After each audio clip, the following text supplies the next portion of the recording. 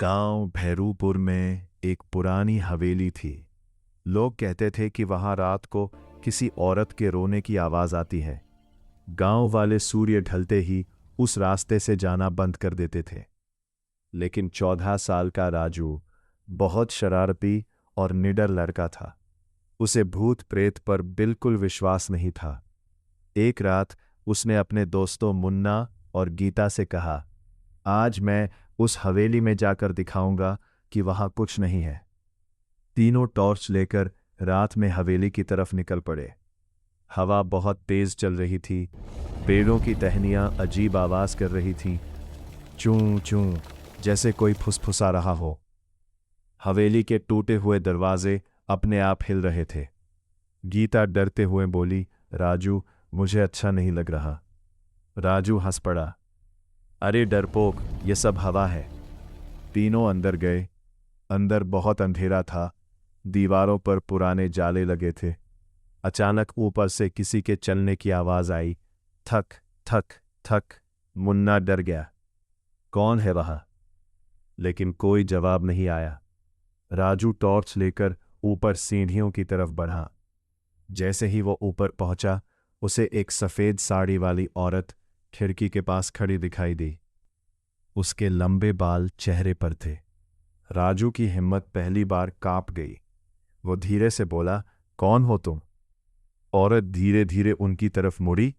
उसकी आंखें पूरी काली थीं। अचानक हवेली का दरवाजा अपने आप बंद हो गया। धड़ाम! गीता चीख पड़ी। मुन्ना रोने लगा, हमें यहां से निकलना है। तभी ऊपर से वही औरत हवा में उड़ते हुए उनकी तरफ आने लगी। उसकी आवाज बहुत डरावनी थी, कोई वापस नहीं जाएगा। राजू ने तुरंत दोस्तों का हाथ पकड़ा और नीचे भगा। लेकिन नीचे पहुंचते ही उन्होंने देखा, दरवाजे के सामने वही औरत पहले से खड़ी थी। अब तीनों पूरी तरह डर चुके थे। तभी हवेली की दीवार पर एक पुरानी तस्वीर चमकी। उस तस्वीर में वही औरत थी। नीचे लिखा था, लक्ष्मी, जिसकी मौत रहस्यमयी आग में हुई। अचानक हवेली में जोर जोर से रोने की आवाज गूंजने लगी।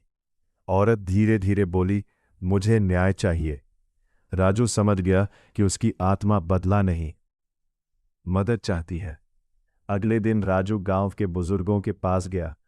तब पता चला कि सालों पहले हवेली के मालिक ने लालच में लक्ष्मी को आग में जला दिया था।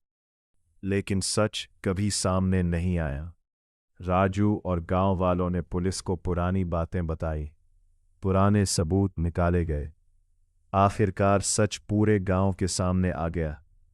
उस रात राजू फिर हवेली के बाहर गया। इस बार हवेली शांत थी।